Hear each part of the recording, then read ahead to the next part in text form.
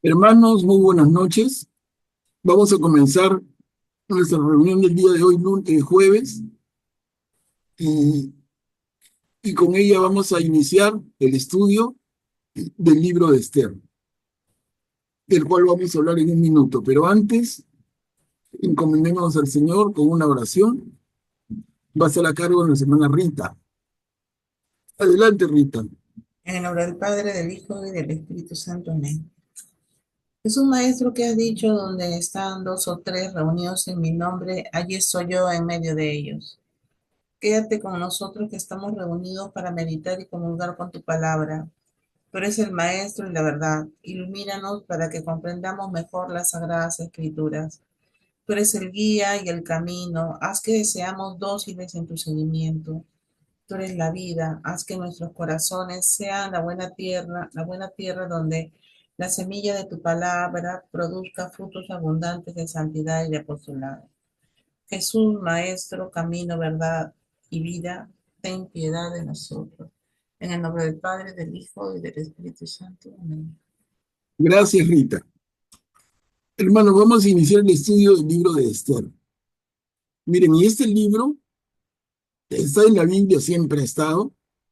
De repente lo conocemos poco. Algunos de ustedes podrían tener una idea un poquito más aproximada, pero la mayoría creo que no.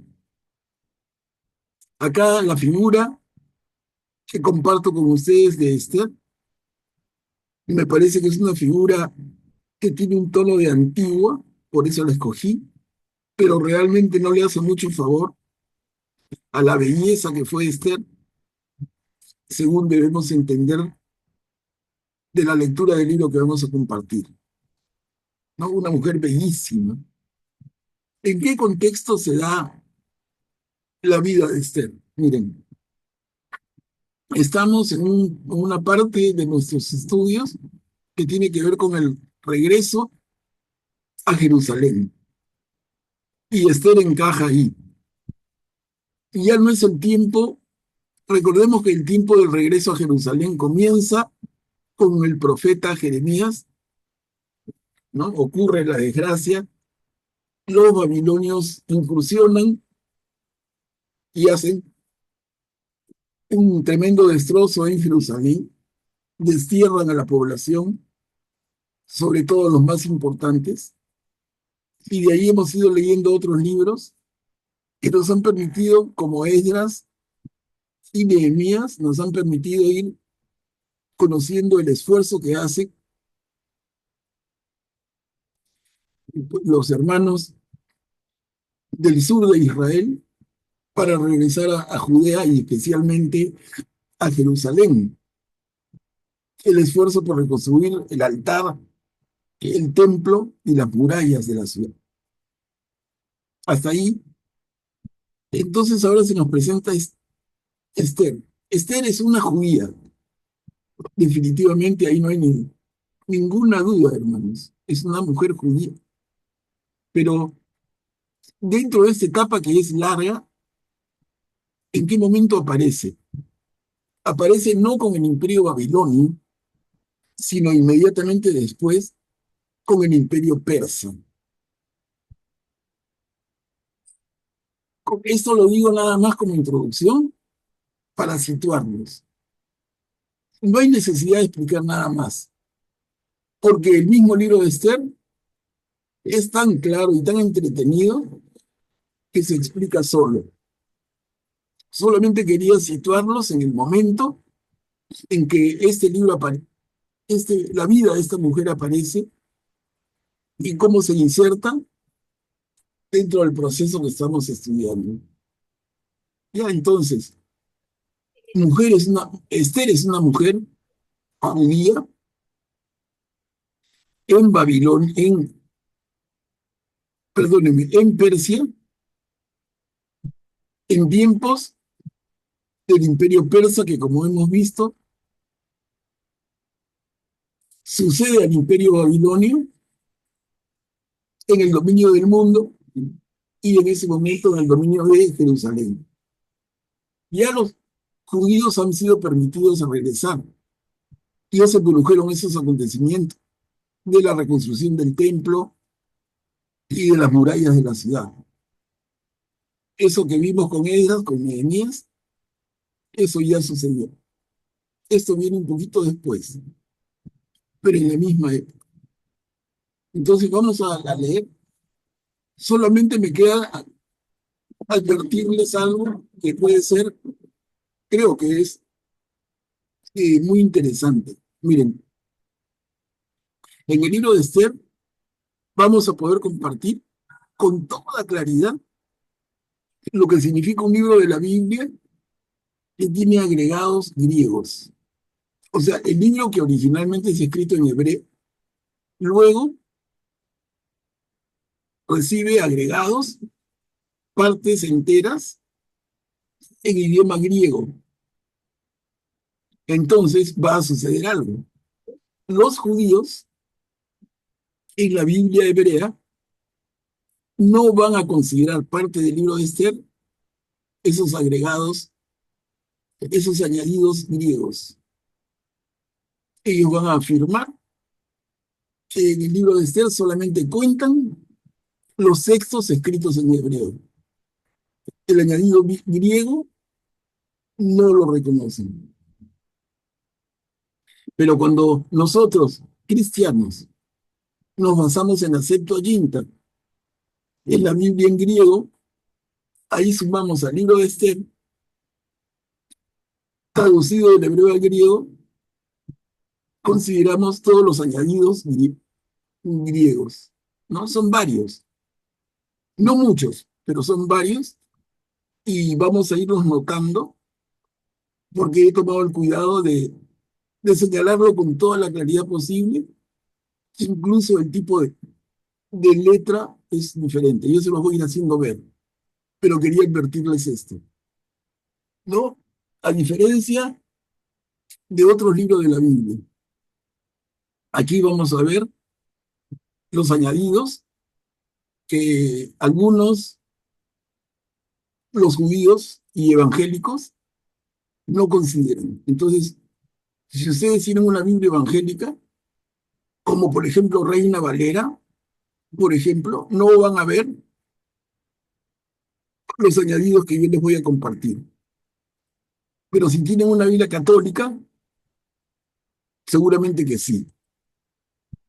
Ya, en todo caso, si se presenta el problema, lo vamos compartiendo en el momento en que lo noten y lo quieran hacer saber. Va a ayudar bastante. ¿Ok? Entonces empecemos. Mire, empezamos con el capítulo 1. Esther, el nombre Esther en la tipología bíblica es S-E-S-T, EST1 y de frente, añadido griego. Y la letra es echadita, en cursiva, para notar que ese texto, como dice, como he anotado aquí, es un añadido griego, no está en el original hebreo. Pero dificulta, no. Al contrario, vamos a ver cómo ayuda. Un ratito, hermano, se está rayando la pantalla. Un ratito voy a tratar de corregirlo. Un segundo.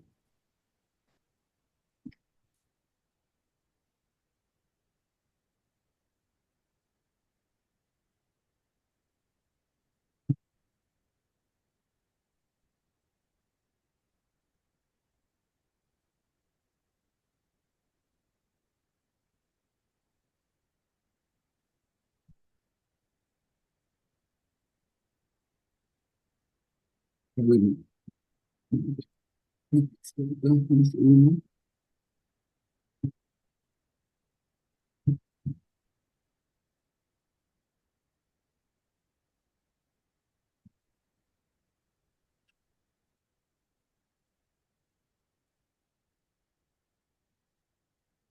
listo, hermanos. Entonces, disculpen ya para que no se vaya la pantalla.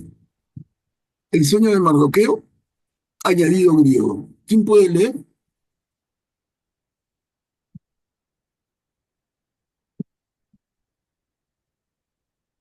Y yo puedo leer, Manuel Pablo. Adelante, Graciano. Gracias. Buenas noches con todos. El sueño año de Mardoqueo. El segundo año de Artajerjes el Grande, el primer día del mes de Nisán, Mardoqueo, hijo de Jair, hijo de Semeí, hijo de Quis, de la tribu de Benjamín, tuvo un sueño. Mardoqueo era un judío residente en la ciudad de Susa, un personaje importante que desempeñaba un cargo en la corte real. Él pertenecía al grupo de los deportados que Nabucodonosor, rey de Babilonia, había llevado cautivos desde Jerusalén con Jeconías, rey de Judá. Mardoqueo soñó lo siguiente: había gritos y estruendo, truenos, terremotos y agitación sobre la tierra.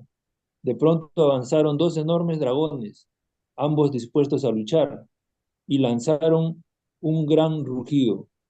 Al oír el rugido, cada nación se preparó para el combate, a fin de hacer la guerra a la nación de los justos. Era un día de oscuridad y tinieblas. Había tribulación y angustia, aflicción y una gran agitación sobre la tierra. Al salir Graciano, miren una visión apocalíptica en el sueño de Mardoqueo. Pero algunas precisiones, miren. Empieza diciendo, en el segundo año de Artajerjes el Grande. ¿Quién es Artajerjes? Es un rey persa, que tiene el nombre de Jerjes también. O sea, si lo ven en un libro de historia, si no lo encuentran como Artajerjes, es el mismo Jerjes, descendiente del rey Ciro, que fue el que le dio la posibilidad de retorno a Jerusalén a los judíos. Entonces se está situando en tiempo de Artajerjes. Es el segundo año de su reinado. Y nos habla de Mardoqueo. Ténganlo en cuenta porque es un personaje central en este relato. Este libro de Esther es un relato, es un cuento, es una pequeña novela, entretenida, interesante y bonita. Entonces Mardoqueo es judío, residente en la ciudad de Susa, dice. ¿Dónde queda Susa? En Persia. Es una ciudad importantísima de la Persia de aquella época. Incluso era la ciudad capital en este momento. La capital del imperio persa donde estaba el poder real era Susa. Y ahí está Mardoqueo. Dice, es un judío que desempeñaba un cargo en la corte real. En la corte real, en la corte del rey de Persia. Y pertenecía al grupo de los deportados que Nabucodonosor, rey de Babilonia, obviamente mucho tiempo antes, había llevado cautivos desde Jerusalén con Jeconías, rey de Judá. En tiempo de Mardoqueo, de este personaje, ya muchos de los deportados emprendieron el retorno en una y dos y hasta tres oleadas. Eso ya se dio, como les decía, ya se reconstruyó el templo y los muros de Jerusalén. Eso es un poquito después, pero en ese ambiente. Y pues, Mardoqueo sueña lo que ha leído muy bien Graciano, es un sueño medio apocalíptico, ¿no? Graciano, ¿puedes terminar de leer esto? Toda la nación de los justos se estremeció, aterrorizados por su desgracia.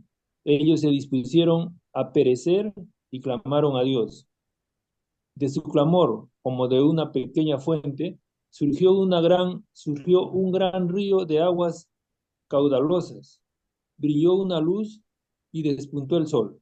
Entonces los humildes fueron exaltados y devoraron a los grandes.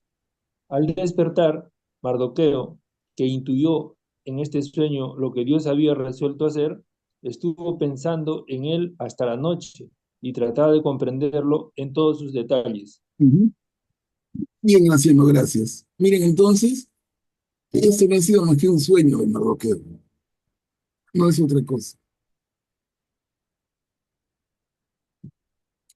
Esto que hemos leído como añadido griego no está en una Biblia hebrea y tampoco en ninguna Biblia protestante, solamente en la Biblia católica. A ver, sí, sí. Aquí sí, aquí empezamos, perdón, acá seguimos con el añadido griego. Descubrimiento de la conspiración. ¿Quién puede leer? Luego Mardoqueo se puso a descansar un rato en la corte, junto con Gabasá y Zarra, los dos eunucos del rey que la custodiaban. Al oírlos conversar, trató de averiguar sus maquinaciones y se enteró de que preparaban un atentado contra el rey Artajerjes. Entonces los denunció al rey. Este hizo interrogar a los dos eunucos y una vez que ellos confesaron, fueron ejecutados. El rey mandó escribir estos hechos en las crónicas y también Mardoqueo los consignó por escrito. Además, el rey otorgó a Mardoqueo un cargo en la corte y lo recompensó con regalos. Pero Amán, el agagita, que gozaba de gran prestigio ante el rey, buscó la manera de perjudicar a Mardoqueo y a su pueblo, por lo que había pasado con los dos eunucos del rey. Gracias, Ricardo. Eso sigue siendo introducción. Miren, recién aquí, Esdras 1, del 1 al 9, es el texto hebreo y que es la Biblia protestante. También es lo primero en el libro de Esther que vamos a encontrar en una de estas Biblias. Augusto, adelante. Sí, claro, esta última diapositiva que han mostrado no la tengo en mi Biblia. La anterior, sí, las anteriores sí las tenía, pero esa última no aparece. Este, descubrimiento de la conspiración, sí. Depende de la edición de la Biblia, ¿no? Esos añadidos griegos, sí. Pero aquí lo que hace esta perícopa realmente es resumir todo el contenido del libro.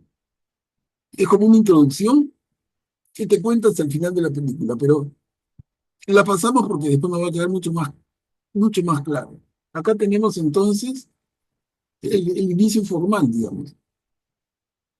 Cuando dice rey Asuero, miren, acá no se vayan a confundir. Habíamos leído aquí Artajerjes. En el segundo año de Artajerjes el Grande, y acá en el tiempo del rey Asuero.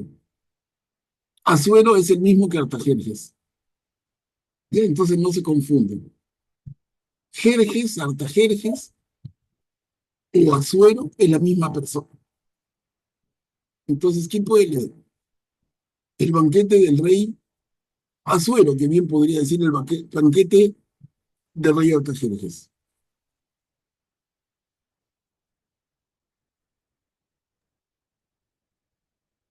Era el tiempo de Asuero, aquel que reinó sobre 127 provincias, desde la India hasta Etiopía. En aquellos días, mientras el rey Asuero tenía instalado su trono real en la ciudadela de Susa, en el tercer año de su reinado, ofreció un banquete a todos sus oficiales y servidores. Los jefes del ejército de los persas y de los medos, los nobles y los gobernadores de provincia se reunieron en su presencia. Así, durante largo tiempo, 180 días, él hizo ostentación de la fastuosidad de su gloria real y del magnífico esplendor de su grandeza. Al cabo de ese tiempo, el rey ofreció un banquete de 7 días en el patio del jardín del Palacio Real a toda la población que se encontraba en la ciudadela de Susa, desde el más grande al más pequeño. Había colgaduras de lino blanco y de púrpura violeta, sujeta a argollas de plata y a columnas de alabastro, con cordones de lino fino y de púrpura roja. Había divanes de oro y plata sobre el piso de pórfido. alabastro, nácar y mármol negro. Se daba de beber en copas de oro, todas de formas diversas, y el vino del reino corría a raudales, gracias a la prodigalidad del rey. Gracias, Yuli. Miren, hermanos, acá nos podemos imaginar tremenda fiesta. Una fiesta de 180 días. Que el cerebro del rey ha invitado a todas las personalidades de su corte. Y luego, en el segundo párrafo, ofrece un banquete de 7 días a toda la población de Susa, del más grande al más pequeño. Y nos narra con lujo de detalles todos los materiales y elementos que nos dan una idea del lujo, del boato, del esplendor de esta fiesta. Yumi, ¿puedes terminar ese pedacito? La regla era que nadie fuera forzado a beber, porque el rey había ordenado a todos sus mayordomos que respetaran los deseos de cada uno. La reina Basti, por su parte, había ofrecido un banquete a las mujeres en el palacio del rey Asuero. Gracias, Yumi. Miren, hermanos, entonces, ¿no? Complementa la perícopa diciéndonos que nadie es obligado a beber, que cada uno tome lo que quiera. El que quiere tomar mucho puede hacerlo, el que quiere tomar poco, también nadie es forzado. Cosa distinta a las costumbres en nuestra cultura, ¿no? A mí me tocaba mucho, por mi trabajo anterior, vivir en ciudades y provincias. Y más que en Lima, en varias provincias era costumbre que la fiesta terminaba con todo bien borrachos.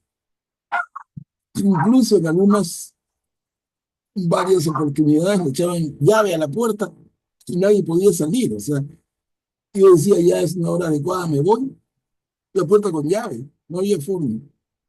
Y tenía que quedarte hasta que el dueño de casa dijera, váyanse, que era bien tarde o casi al día siguiente. Y te forzaban con el trago. Costumbres muy de nuestra cultura. No sé si ustedes lo han experimentado, pero acá no, miren. El rey invita, fastuoso, espléndido, y que cada uno tome lo que quiera. Mucho o poco se respeta. Y nos dice la última línea que la esposa del rey Asuero, que repite es Artajerjes o Jerjes, es el mismo, la esposa del rey Asuero, la reina Basti, también ofrece un banquete a las mujeres en el palacio del rey. Hasta ahí estamos. Bueno, terminamos el capítulo 1. Mire, la novela se va construyendo. La reina Basti se enfrenta al rey. ¿Quién puede leer?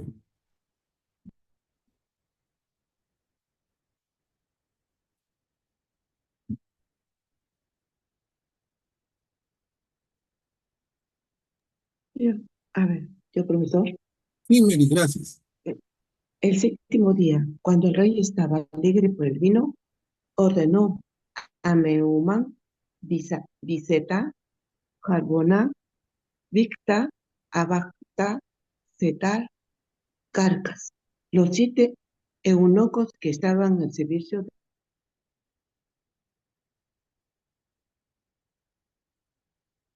Mary, se ha ido la voz.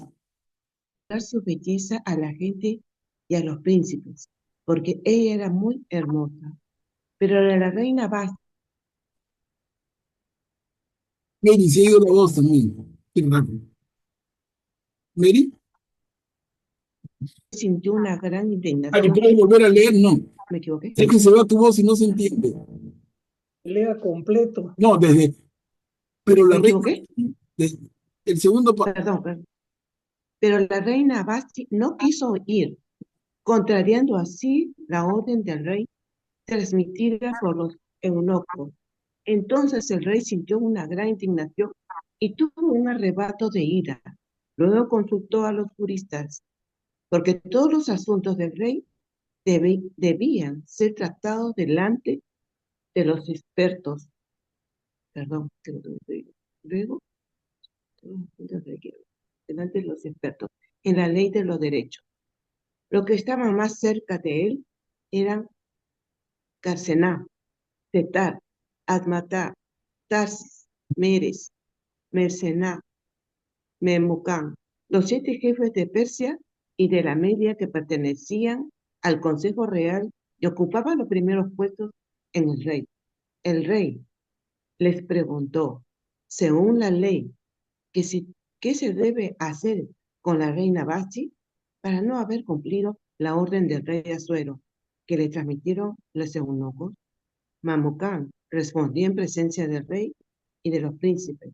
La reina Basti no solo ha ofendido al rey, sino también a todos los jefes y a todos los pueblos de las demás provincias y del rey Asuero. Gracias, Miri. Miren, ¿qué ha pasado entonces? En medio de esta fiesta, nos dice el rey está bien en copas. Dice la primera línea, el rey estaba alegre por el vino, por no decir más que alegre, ¿no? Estaba con un montón de trago encima. Entonces le pide a sus 7 eunucos que estaban en su servicio que vayan y le digan a la reina Basti que se presente. ¿Se pueden imaginar esto? Pero vamos por partes, para que todos estemos claros. ¿Quiénes son los eunucos? ¿Quién puede resumir de una manera elegante qué cosa es un eunuco? No sé si todos lo tienen claro. Un eunuco es Un hombre castrado. una persona a la que le han cortado el sexo masculino para asegurarse que no tenga la menor intención ni acción de ofender a alguna de las mujeres a las que custodia. Claro. Gracias, Guillermo. Perfecto, perfecto. No, entonces, los eunucos eran normalmente personas de otras culturas que venían un poco al servicio del rey, no eran nacidos persas y eran castrados, literalmente. Y en esa medida le anulaban su divinidad. Entonces, nunca por nunca, estos eunucos que estaban cerca de la reina y de toda la corte, nunca iban a estar acercándose con otra intención, porque simplemente no la tenían. Tremendo, tremendo, tremenda mutilación que le decían a estos hombres. Miren, y nos dice el segundo párrafo que estos 7 eunucos eran 7 jefes de Persia y de Media, que pertenecían al Consejo Real. O sea, el rey se aseguraba de que la gente más cercana a él, para que tenga toda su confianza, es que eran sexualmente nulos. Miren, y los manda a ellos a que llamen a su presencia a la reina Basti, que dice el primer párrafo que era muy hermosa. Claro, se imaginan, el rey de Persia, el rey del mundo, además que en Persia las mujeres son naturalmente lindas, y la más linda era la reina, seguramente, o de las más lindas. Entonces, ¿qué cosa pretende el rey? No sé si notan ustedes. Para mí quiere, eh, en una fiesta tan fastuosa, quiere lucirse con la reina. Que venga la reina con toda su elegancia y la reina dice, ¿quién me está llamando? Me está llamando el rey, pero ¿cómo me está llamando? Está medio ensampado, disculpando la palabra. Está ya bien embalado, bien embalado. ¿Qué cosa quiere hacer conmigo? Lucirme delante de todos sus montón de invitados. Entonces, entonces ella se resiste. Miren, una posición bien dura. ¿Qué les parece?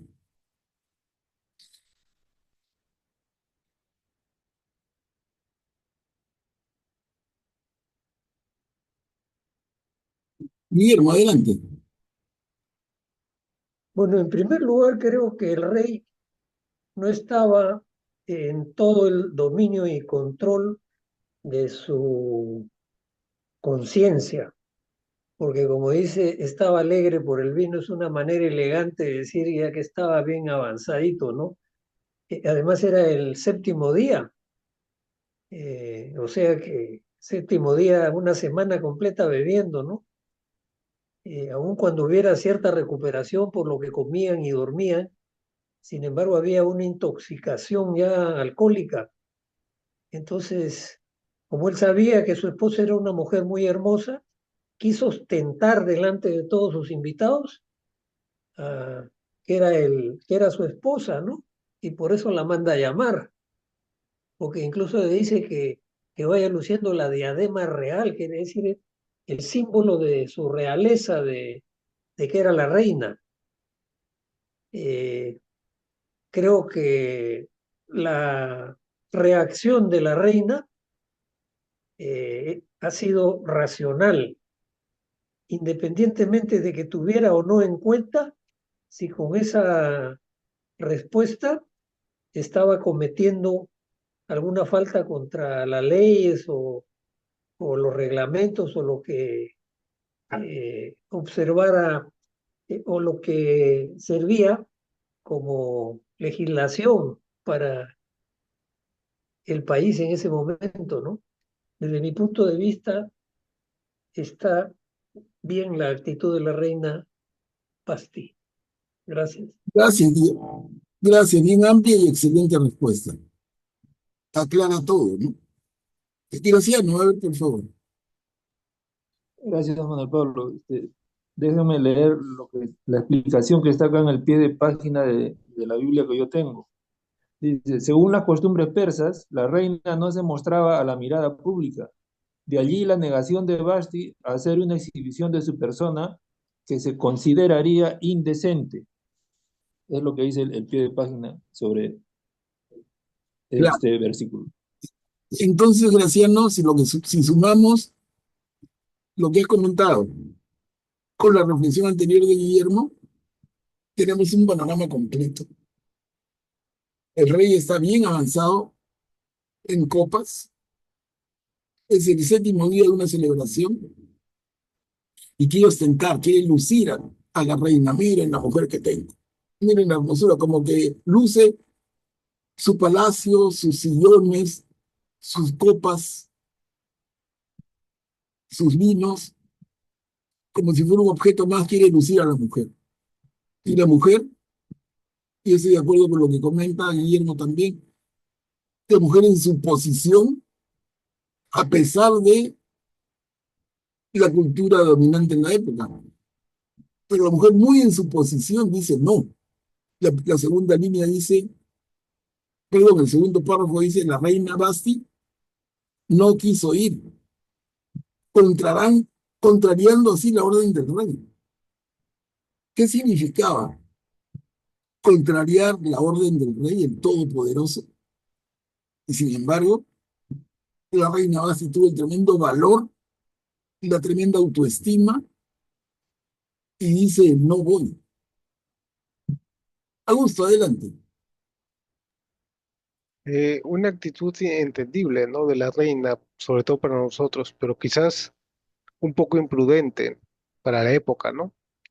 Porque el rey persa era considerado una especie de dios, ¿no? Y contrariar a- al rey de esa forma, pues, como digo, es una actitud imprudente, ¿no? Por más de que sea reina, era una cultura totalmente machista, en donde las reinas, pues, eran, no digamos objetos, pero no eran para nada im- tan importantes, ¿no? O sea, no tenían la igualdad que tenían con el hombre, ¿no?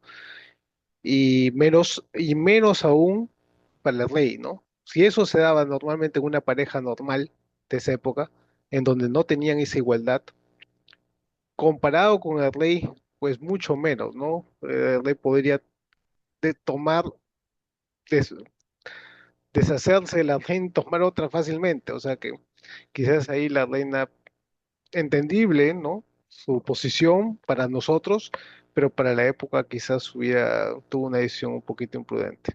Claro, el punto de vista de Augusto es impecable, ¿no? Si lo evaluamos desde nuestros ojos, desde nuestra sociedad, nosotros aplaudimos a la reina, pero qué riesgo asume en esa época, hace tantos siglos, en una sociedad tan machista, en una cultura tan distinta a la nuestra. A ver, interesante, a ver, escuchemos a María Teresa, la voz de una mujer, a ver, que defienda a la reina Basti. Buenas noches con todos.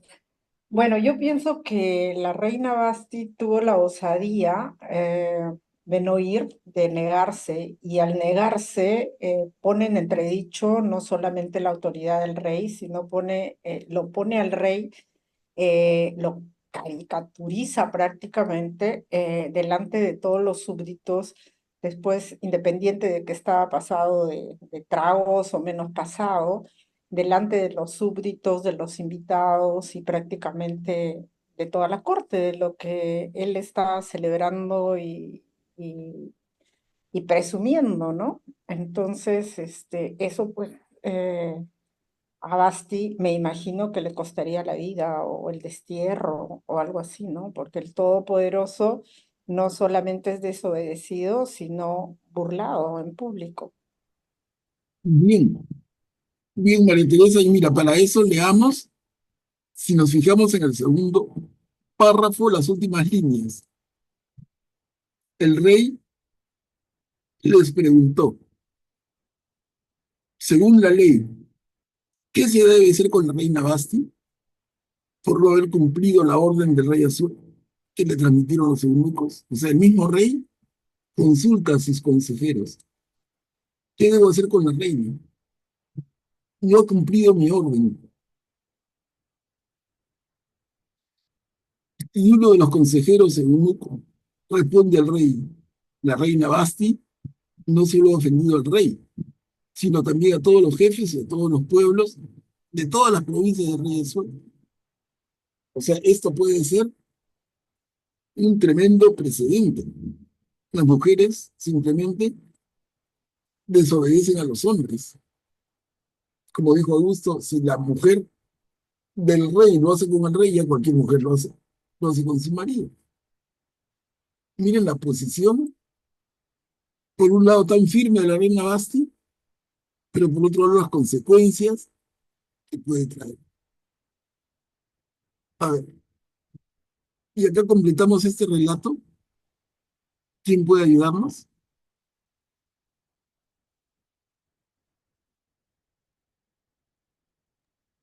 Yo leo, don Pablo. Gracias, Guillermo. Porque su manera de proceder llegará a oídos de todas las mujeres, y eso hará que desprecien a sus maridos, diciendo, el rey Asuero mandó que llevaran a su presencia a la reina Basti, y ella no se presentó. Hoy mismo, las princesas de Persia y de Media que oigan hablar de la conducta de la reina replicarán en el mismo tono a sus esposos, los altos oficiales del rey, y entonces sí que habrá desprecio e irritación. Si al rey le parece bien, haga publicar un dictamen real que se inscribirá con carácter irrevocable en las leyes de los persas y los medos, prohibiendo a la reina Basti presentarse ante el rey Asuero y confiriendo su título de reina a otra mejor que ella. Así, cuando el decreto promulgado por el rey sea conocido a lo largo y a lo ancho de su inmenso reino, todas las mujeres honrarán a sus maridos, desde el más grande hasta el más humilde. La propuesta agradó al rey y a sus oficiales, y el rey hizo lo que había dicho Memucán. Envió cartas a todas sus provincias, a cada provincia en su propia escritura y a cada pueblo en su propia lengua, ordenando que el marido fuera señor en su casa y que en ella se hablara el idioma del marido.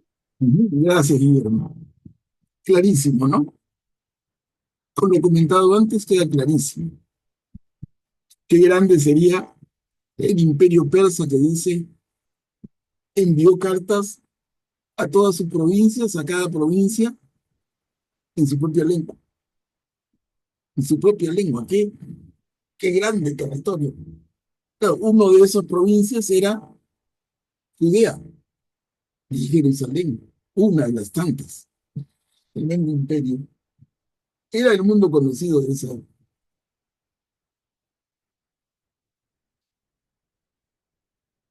Entonces pasamos, hermanos, al capítulo 2. Esther en el harén del rey Asuero. ¿Quién puede leer?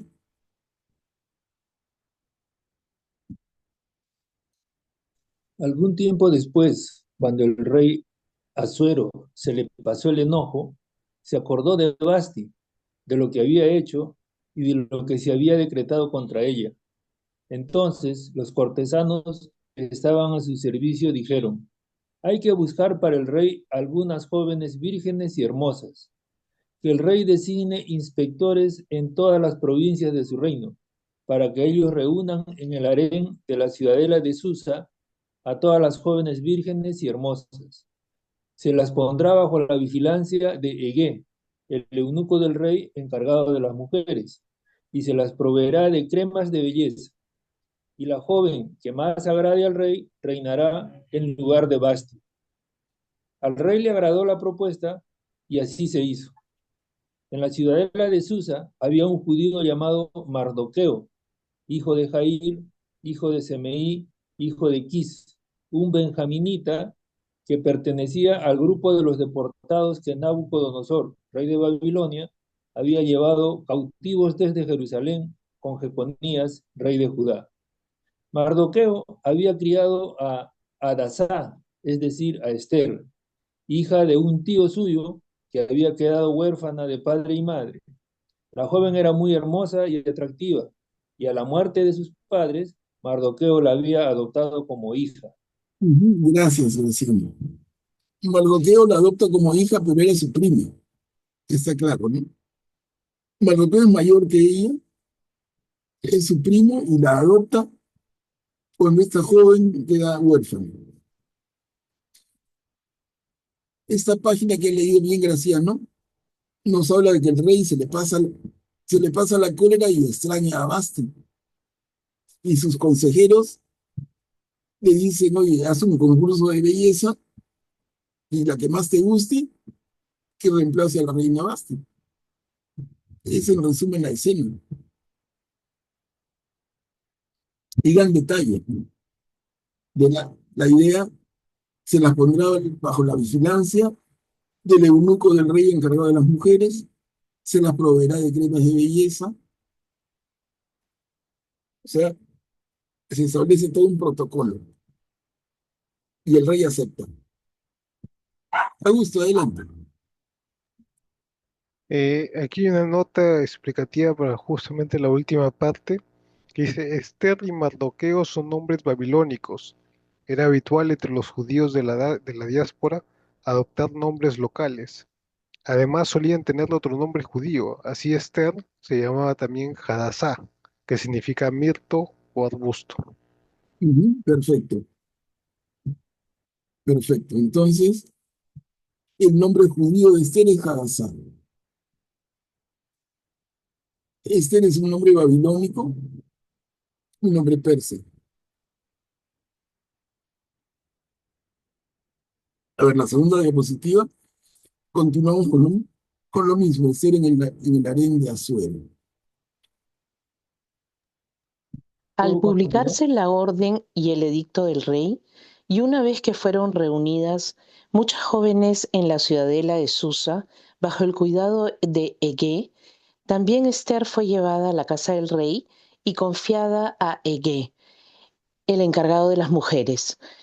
La joven le cayó en gracia y se ganó su favor.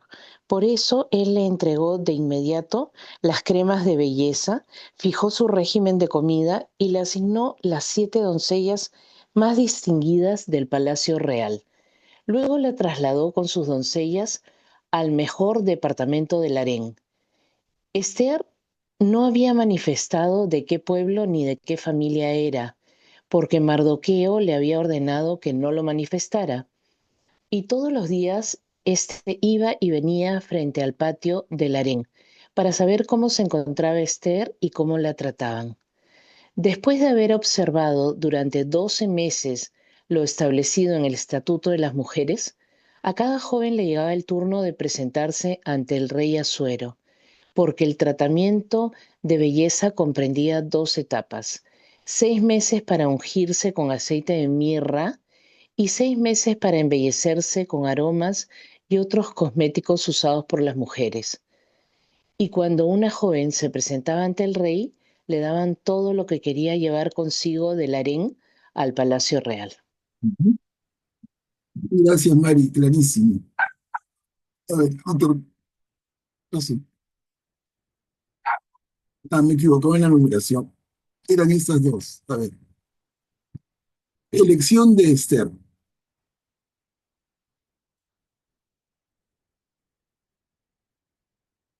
¿Quién puede leer?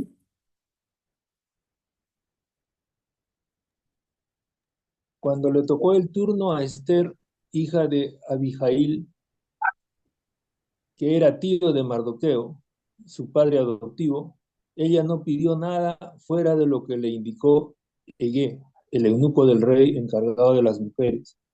Esther se ganaba la simpatía de todos los que la veían. Así fue conducida ante el rey Asuero al palacio real en el 10º mes, que es el mes de Tebet, en el 7º año de su reinado. Él se enamoró de Esther más que de todas las otras mujeres, y ella se ganó su favor más que todas las demás jóvenes. El rey puso la diadema real sobre su cabeza y la proclamó reina en lugar de Vasti. Luego ofreció un gran banquete a todos sus oficiales y servidores, el banquete de Esther, y además concedió franquicias a todas las provincias y otorgó regalos con la liberalidad digna de un rey. Gracias, Graciano. Miren, hermanos, así Esther, esa joven judía que no revela su origen, o sea, el rey no sabe qué origen tiene esta chica. Es una joven muy linda que nació y vivió en Persia, pero su origen es judío y eso no lo revela. Y así Esther logra alcanzar el cetro de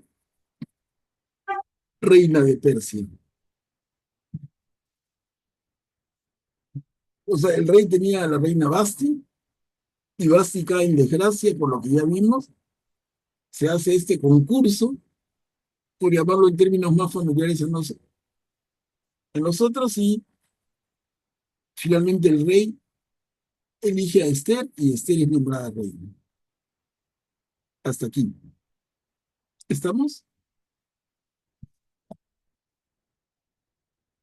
Que voy pasando, cualquiera que quiera intervenir, simplemente me avisa o wow, igual.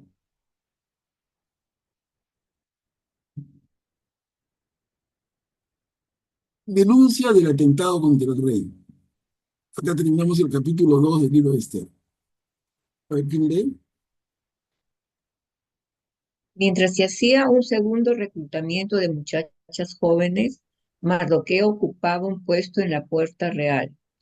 Esther, por su parte, no había manifestado de qué familia ni de qué pueblo era, de acuerdo con lo que le había ordenado Mardoqueo, porque ella seguía cumpliendo sus órdenes como cuando estaba bajo su tutela. En aquellos días, mientras Mardoqueo ocupaba un puesto en la puerta real, Bigtán y Teres, 2 eunucos del rey que custodiaban la entrada, estaban descontentos y planeaban un atentado contra el rey Asuero. Al enterarse del plan, Mardoqueo informó a la reina Esther y ella a su vez le habló al rey por encargo de Mardoqueo. Una vez investigado el caso y confirmada la denuncia, los 2 eunucos fueron colgados de un patíbulo y el hecho fue consignado por escrito en el libro de las crónicas en presencia del rey. Gracias, Juanina. Miren, un incidente y otro, ¿no? De diferentes géneros. En este caso, Mardoqueo escucha una conspiración, lo denuncia a través de la reina Esther, porque él no tenía acceso al rey ni hablaba. Y entonces, a través de la denuncia de Esther, el rey ordena la ejecución de esos dos eunucos conspiradores. Y dice, eso se consigna en el libro de las crónicas. Y hasta ahí lo que dice. Pero tengámoslo presente, porque ese no es un hecho cualquiera. Va a tener mucho que ver en la historia que se está construyendo. Entramos al capítulo 3. Denuncia del atentado contra el rey. ¿Puedo leer? Claro, Denuncia del atentado contra el rey. Algún tiempo después, el rey Asuero promovió a Amán, hijo de Hamdatá, el agagüita, a la más alta dignidad, asignándole un sitial más elevado que el de todos los demás ministros que estaban con él. Todos los servidores de la puerta real doblaban la rodilla y se postraban ante Amán, porque así lo había ordenado el rey. Pero Mardoqueo no se arrodillaba ni se postraba. Entonces los servidores de la puerta real preguntaron a Mardoqueo: ¿por qué desobedeces la orden del rey? Y como todos los días le decían lo mismo, sin que él les hiciera caso, lo denunciaron a Amán para ver si Mardoqueo hacía valer sus razones, porque les había dicho que él era judío.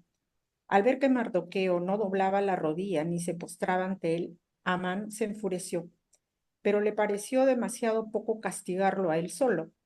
Como le habían dicho a qué pueblo pertenecía Mardoqueo, Amán trató de exterminar al pueblo de Mardoqueo, a todos los judíos que habían en el imperio de Asuero. gracias, María Teresa.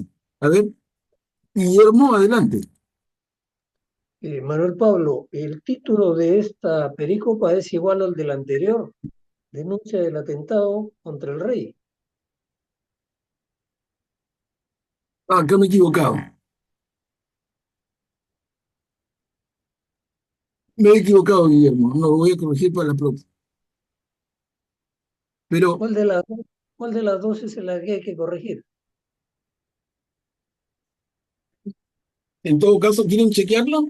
No sé si. Bueno, no me parece Conflicto, importante. No me parece importante. Me conflicto, parece. Lo voy a ver un se ratito. llama conflicto entre Mardoqueo y Amán, así dice en mi Biblia. Un ratito. A ver.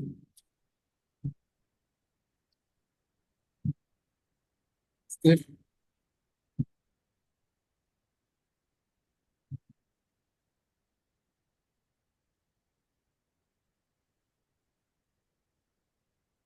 Esther, acá.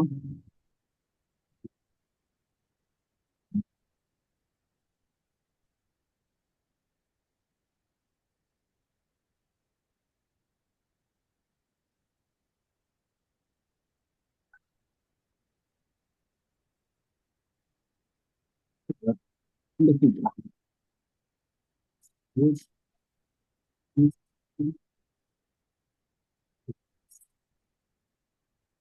cuatro,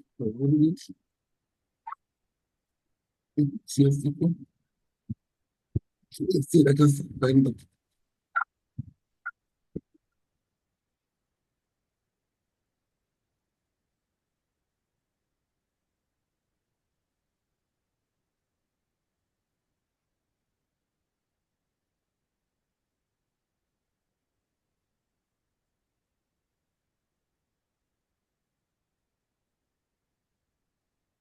Exacto. Como dijo nuestra hermana, el título acá correspondería conflicto entre Mardoqueo y Amán. Lo voy a corregir. Conflicto entre Mardoqueo y Amán. Pero el texto es el mismo y vale. Se entiende el tema, ¿no? El conflicto entre Mardoqueo y Amán, ¿cuál es? Que Mardoqueo no se arrodilla frente a Amán, que ha sido nombrado el segundo del rey. Amán es el segundo del rey, todo el mundo debe hacerle una venia y Amán no la hace. Perdón, Mardoqueo no la hace. Amán entra en cólera y quiere vengarse. Pero no solamente contra Mardoqueo, sino que como se ha enterado de que es judío, quiere ir contra todos los judíos. Y termina diciendo, Amán trató de exterminar al pueblo de Mardoqueo, a todos los judíos que había en el imperio de Azor, imagínate, a todos los judíos del imperio persa, eran todos los judíos del mundo, obviamente incluyendo Babilonia, perdón, incluyendo Jerusalén. Si el imperio persa tenía el dominio de todo el mundo conocido, entonces exterminar a los judíos del imperio era exterminarlos del planeta. Ahora la pregunta que correspondería, otra vez solo para que nos quede claro a todos, es por qué Mardoqueo no le hace la venia, por qué no hinca la rodilla ante Amán. ¿Quién se anima? Porque Mardoqueo es judío y solo se arrodilla ante Dios, no ante los Excelente, hombres. excelente, María Teresa.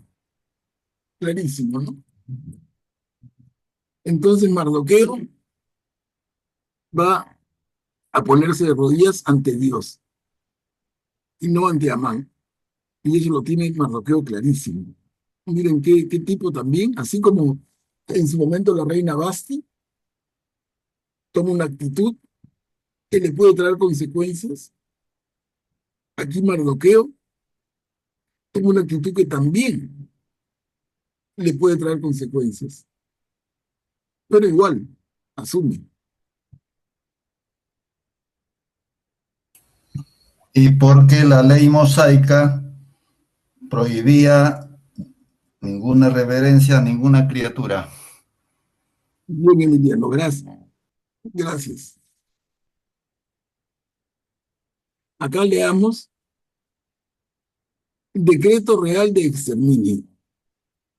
A ver, ¿quién lee?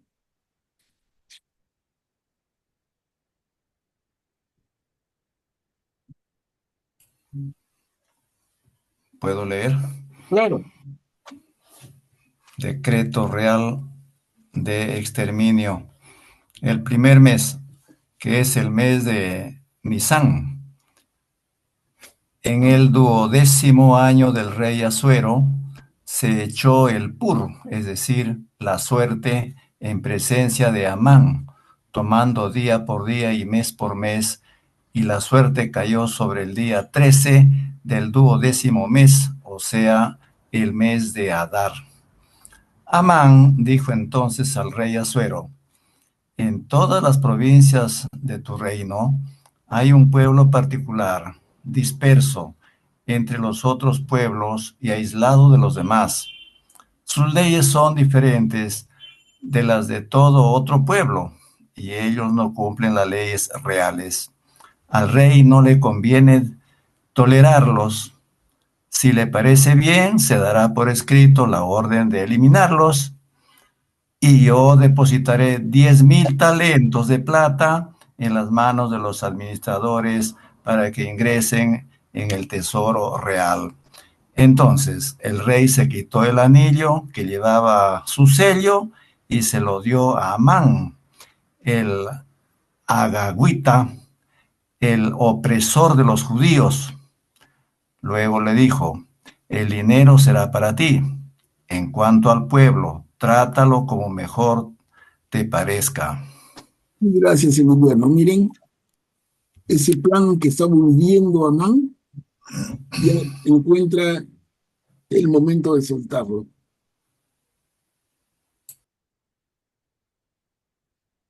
¿no? Entonces va y le dice a Amán que recordemos se ha convertido en el segundo hombre del rey Asuero. Va y le dice: rey, en todas las provincias de tu reino hay un pueblo, no le dice cuál, no le dices el pueblo judío, no.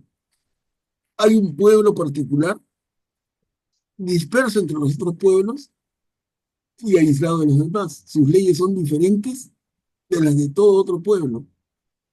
Ellos no cumplen las leyes reales. Al rey no le conviene tolerarlos. Si le parece bien, se dará por escrito la orden de eliminarlos. El rey confía tanto en su segundo al mando, en Amán, que le dice: hazlo como mejor te parezca. Le da su anillo, que es como darle su firma, porque recordemos que los documentos reales se sellaban con el sello real. El sello, por eso se dice sellar. El sello se ponía sobre la carta y eso era como que el rey afirmaba. El rey le transfiere como una chequera en blanco, como cheques en blanco, al famoso Amán. Adelante, Guillermo. Manuel Pablo, no me queda claro esta parte donde Amán le dice al rey, al final del segundo párrafo, le dice: y yo depositaré 10.000 talentos de plata en la mano de los administradores para que ingresen en el Tesoro Real. Él iba a sacar de su plata personal para ingresar en el Tesoro Real como una especie de indemnización o compensación por la eliminación de los pobladores judíos. Así es, Guillermo. Era como hacerle más atractivo al rey y la decisión, ¿no? Mira, te la pongo más bonita.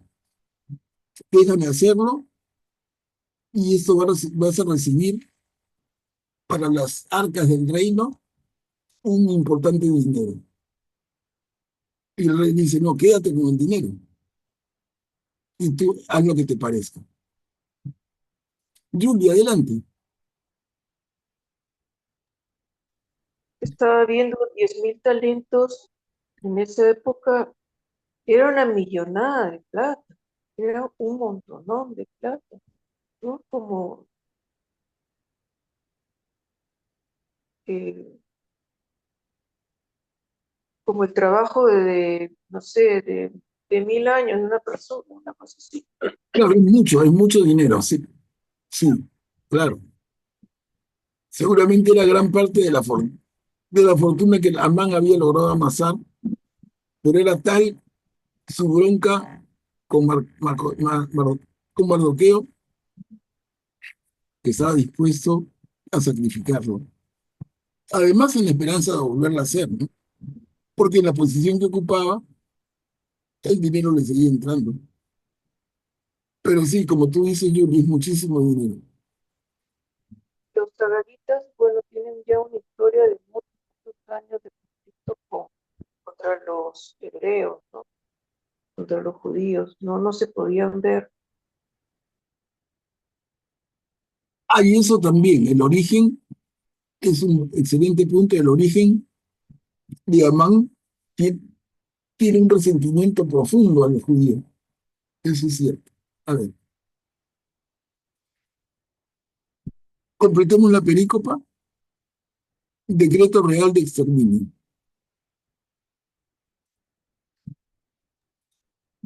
Los secretarios del rey fueron convocados el día 13 del primer mes, y tal como lo había ordenado Amán, se redactó un escrito dirigido a los prefectos reales, a los gobernadores de cada una de las provincias y a los jefes de cada pueblo, a cada provincia en su propia escritura y a cada pueblo en su propia lengua.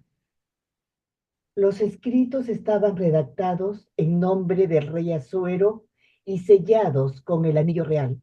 Luego, los mensajeros llevaron esos documentos a todas las provincias del rey con la orden de exterminar, matar y eliminar a todos los judíos, jóvenes y viejos, mujeres y niños, y de confiscar sus bienes.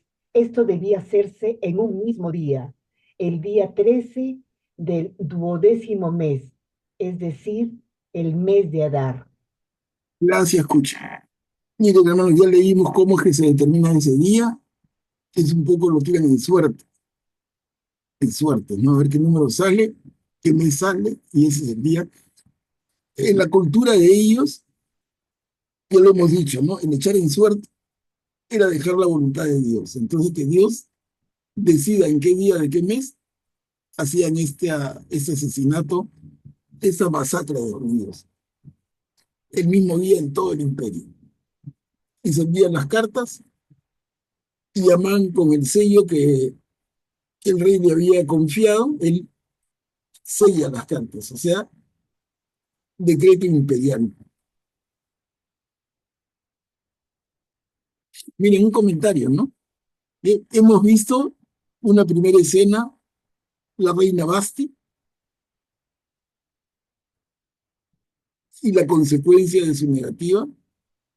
Acá, al judío Mardoqueo, y la consecuencia de su actitud, fuertísimas.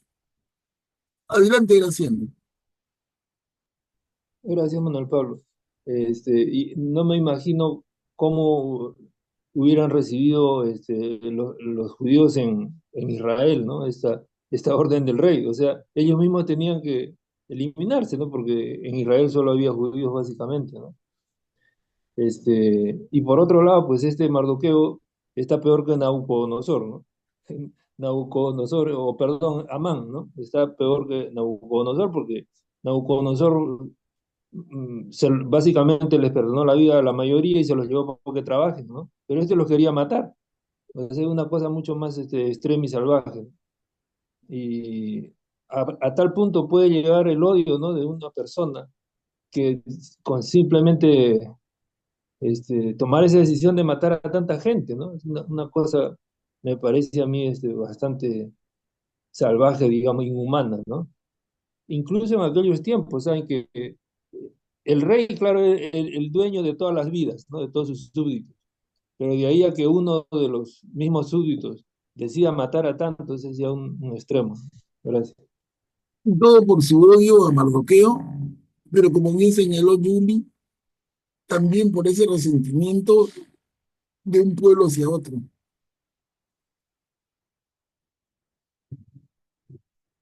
Miren, aquí tenemos un añadido griego. Otra vez esto no va a estar ni en la Biblia hebrea ni en las Biblias protestantes. Texto del decreto de Artajerjes. O sea, en la Biblia protestante y la Biblia hebrea es hasta donde hemos leído que Artajerjes firma un decreto, pero aquí vamos a ver el detalle del texto, que mucho se repite, pero vale la pena. A ver quién puede leerlo.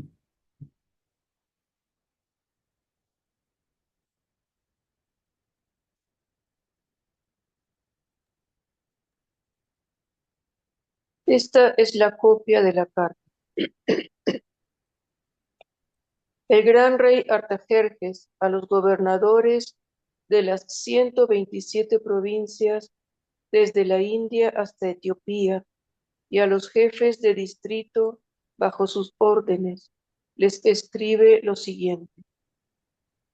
Aunque estoy al frente de numerosas naciones y soy el soberano de todo el mundo habitado, sin dejarme llevar por la arrogancia que da el poder, sino gobernando siempre con benevolencia y moderación, he tratado de asegurar continuamente a mis súbditos una vida sin inquietudes, de convertir el reino en un lugar civilizado y transitable hasta sus últimos confines, y de hacer que reflorezca la paz tan ansiada por todos los hombres.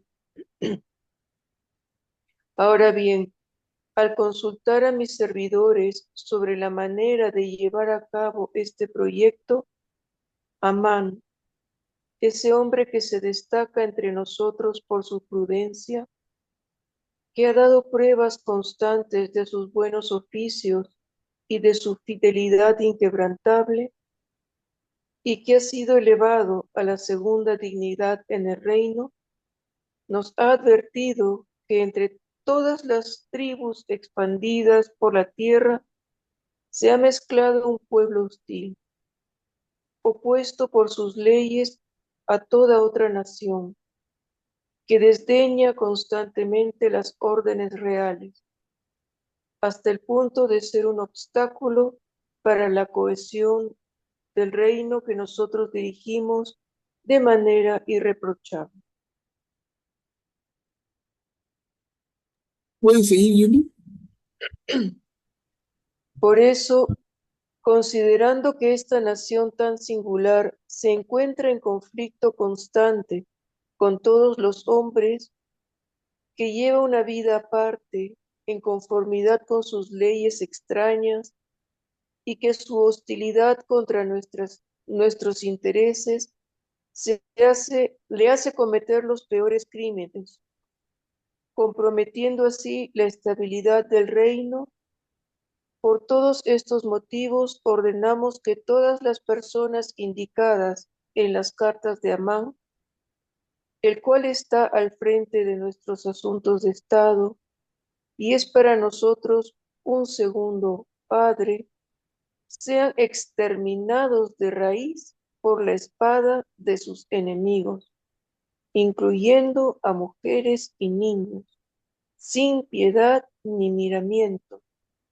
Esto se hará el día 14 del 12º mes, que es el mes de Adar del presente año, a fin de que estos opositores de ayer y de hoy bajen al abismo en un mismo día de muerte violenta. Así nos permitirán ejercer en el futuro un gobierno definitivamente estable y tranquilo. Una copia del escrito será promulgada con fuerza de ley en cada provincia y comunicada a todos los pueblos a fin de que estuvieran preparados para aquel día. De acuerdo con la orden del rey, los mensajeros partieron rápidamente y el edicto también fue promulgado en la ciudadela de Susa, mientras el rey y Amán comían y bebían tranquilamente. En la ciudad de Susa reinaba la consternación. Muchas gracias, Yumi.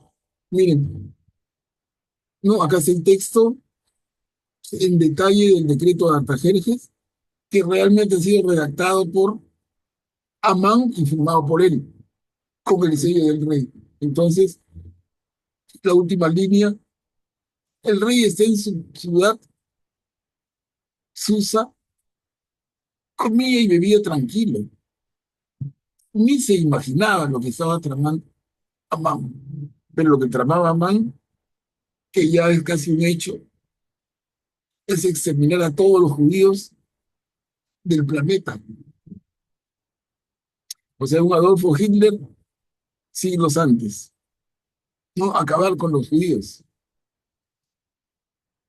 Graciano, adelante. Me parece que en todo el texto no se menciona cuál pueblo es. No dice los judíos, ¿no? O leí mal, no escuché bien. No, O sea, efectivamente, Graciano, efectivamente, no se menciona los judíos. Y es algo que va a aparecer en un ratito. O sea, Amán guarda ese detalle, lo guarda del rey, pero la instrucción era clara, ¿no? A quien se refiere es a los judíos, es a los que hay que eliminar. Pero Amán oculta ese dato del rey. Como digo, va a ser un elemento central en la narración que continúa. ¿Se imaginan?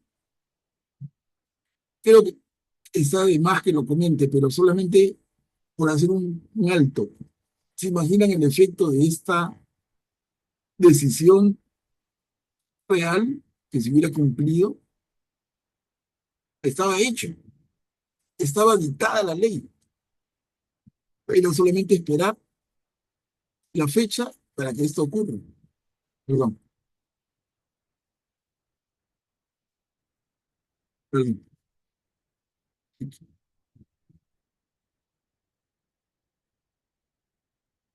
Era esperar la fecha, hermanos, para que esto ocurra.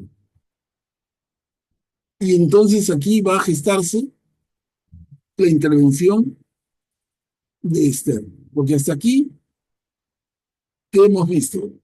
Hemos visto a un rey de Persia con su su tremendo boato, una fiesta gigantesca, la reina Basti.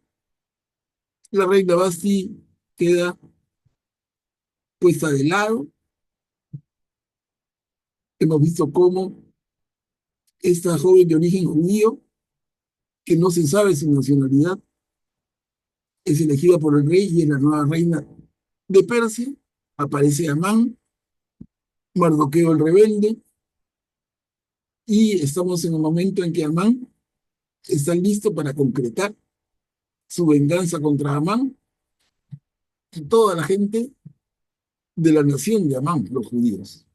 Perdón, de Mardoqueo, toda la gente de la nación de Mardoqueo, los judíos. Está casi todo listo. Y aquí tenemos el capítulo 4, intervención de Mardoqueo y Esther. ¿Quién puede leer? Cuando Mardoqueo se enteró de lo que había pasado, rasgó sus vestiduras, se puso un sayal, se cubrió de ceniza y salió por la ciudad dando gritos de amargura, hasta llegar frente a la puerta real, porque nadie podía franquearla vestido con esa ropa. En cada provincia, a medida que iba llegando la orden del rey y su decreto, había un gran duelo entre los judíos, con ayunos, lágrimas y lamentaciones. Y el sayal y la ceniza sirvieron de lecho para muchos. Las doncellas y los eunucos de Esther fueron a comunicárselo, y la reina se estremeció de angustia. Luego envió ropa a Mardoqueo para que se quitara el sayal y se vistiera, pero él no quiso saber nada. Entonces Esther llamó a Atac, uno de los eunucos que el rey había puesto a su servicio, y lo mandó a ver a Mardoqueo a fin de averiguar qué pasaba y por qué hacía eso. Claro, gracias, Graciano. Miren, claramente de la lectura se desprende que Esther no sabe nada tampoco.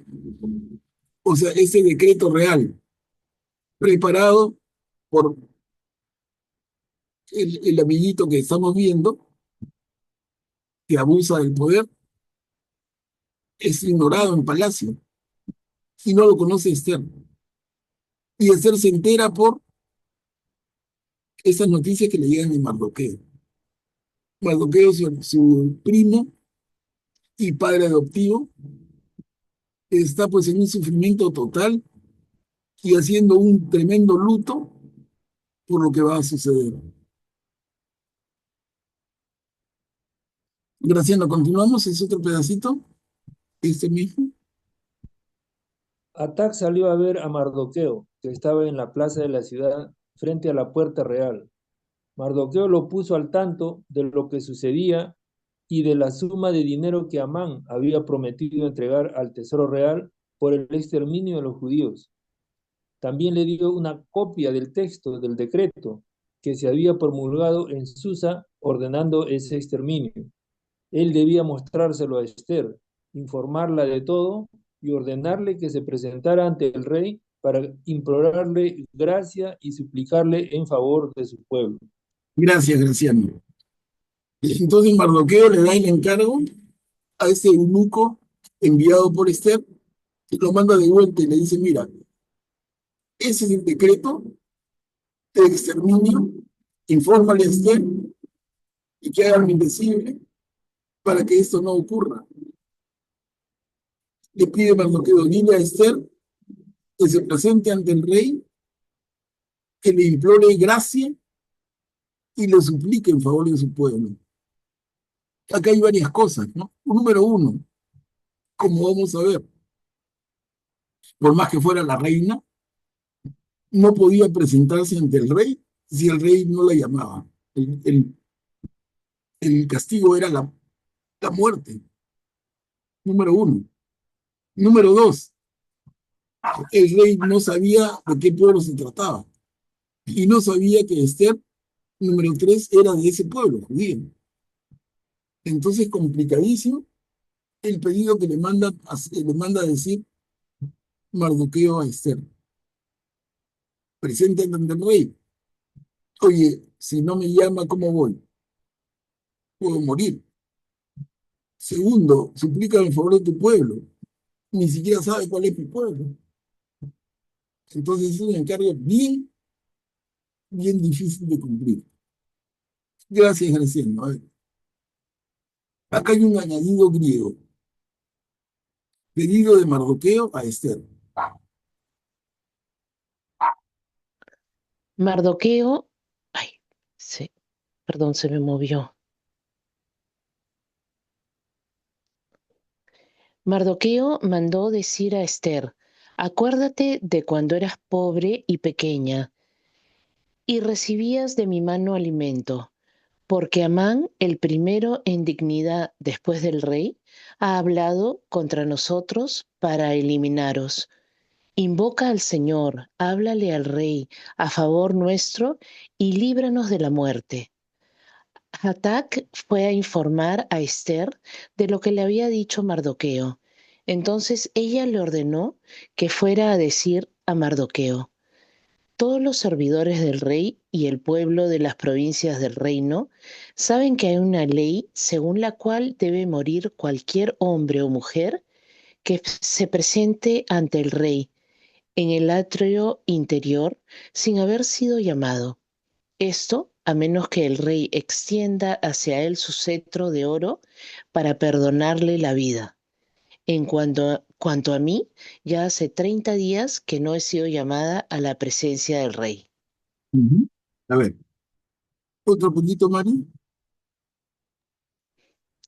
Cuando informaron a Mardoqueo de lo que había dicho Esther, él mandó que le respondieran, no te imagines que por estar en la casa del rey vas a ser la única en escapar con vida entre todos los judíos.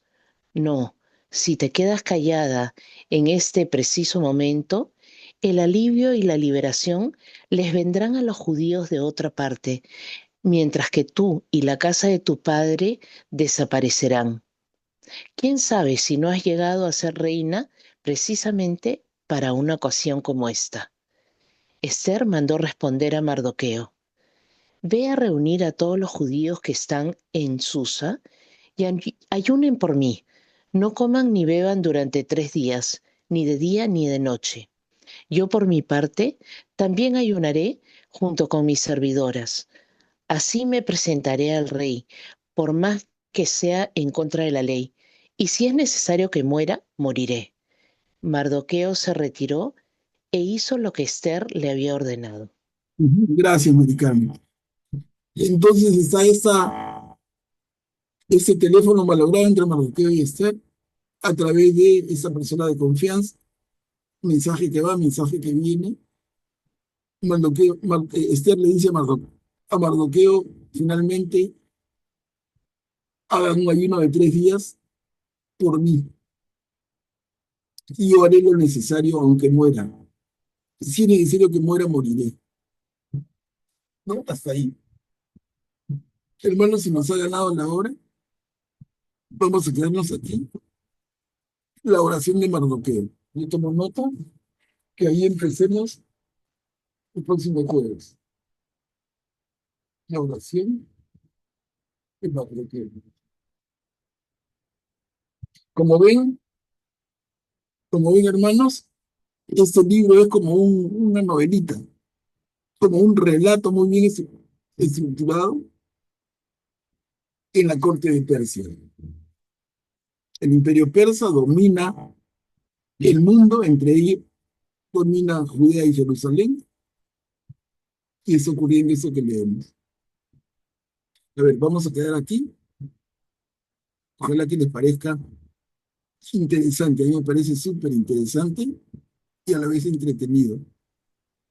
Hoy nos quedamos en lo mejor. Sí, ahora, Hola, Manuel Pablo. sí, Tan interesante que está. claro, la hora nos ha cortado, pero porque ya son 25 para las 10, pero mejor que quede así como una novela, se queda en una parte expectante y ahí continúa. Es bien Yo sí bonito. vi, vi esa película, Manuel Pablo.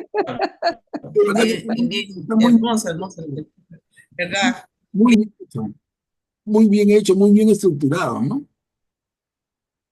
Sí, muy buena, muy buena.